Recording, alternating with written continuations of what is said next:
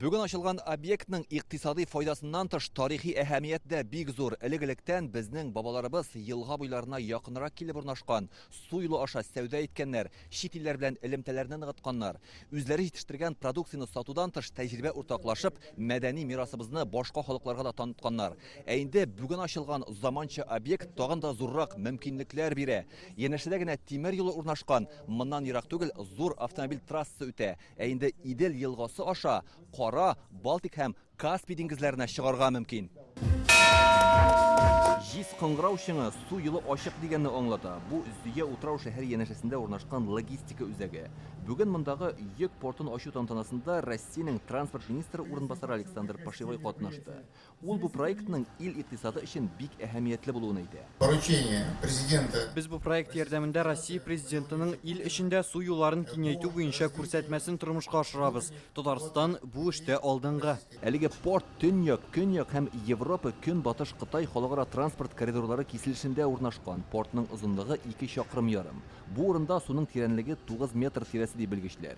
Биредә бер юлы 13 судно туктый ала.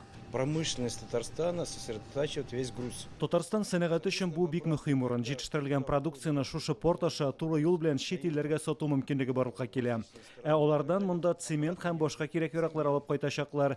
Порт тимер юл янында төзелгән. Судноларда килгән товарны вагоннарга төяп узаталар. Берничә чакрым ераклыкта гына М12 һәм М7 трассалар үтә. Продукцияны машиналар белән дә алып китү мөмкинлеге бар. Бу вакытны янга калдыру дигән сүз. Шулай булгач, продукцияның сыйфатына да зыян килми, тиешле урынга тоткарлыксыз барып җитә.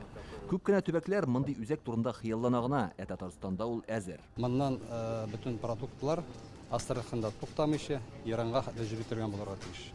Менә Прибалтийский порт монда җибәреп тора, монда җыела, перегрузка сала, аннан соң инде чит илләргә китешлек иттереп ясалган әйбер бу.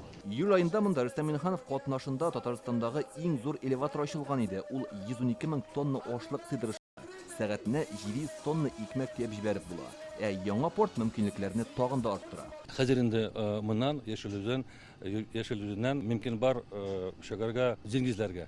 Бу проект Яшелүзен районына, республикага, Россиягә бик файдалы. Иртәгә зур бәйрәм. Бу бик зур бүләк безнең республика өчен.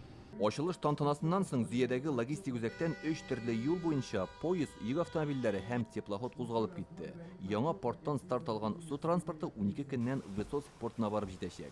Бүген аннан видео элемтәгә чыктылар. Открытие логистического центра придаст дополнительный импульс. Заманча мөмкинлекләре булган әлеге объект киләчәктә Идел елгасында йөк ташый торган төп үзәккә әвереләчәк дип белгечләр.